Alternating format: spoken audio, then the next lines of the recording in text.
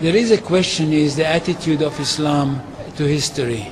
And in fact, what we find, the basic attitude is that all history is in fact an Islamic history. That means that all the major figures of history basically are Muslims. From Adam down to our own time.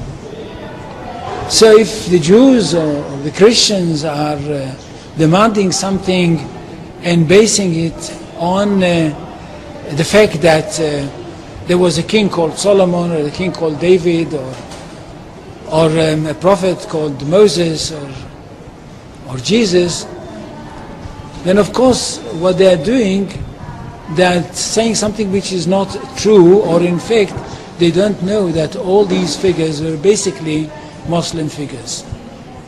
They were, in fact, since the creation of the world there is only one religion, and this is the religion of Islam.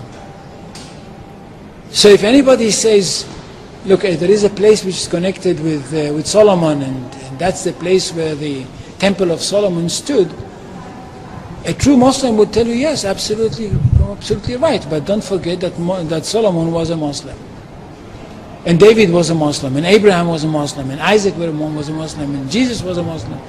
And this is what I mean by the Islamization of history. And you can understand that through Islamization of history, you've got Islamization of geography. Anywhere which was connected with these people, or with these prophets, which were all Muslims, becomes a Muslim territory. And therefore, when Islam was not in that area before Muhammad came to it, but it should have been there.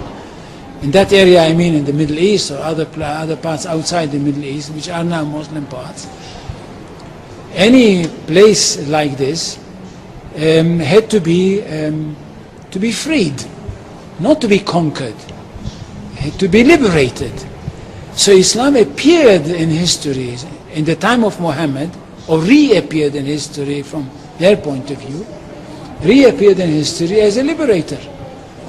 And therefore there is no Islamic occupation. If somebody occupied anything, it would be always somebody else, not the Muslims. So there is no Islamic occupation, there is only Islamic liberation.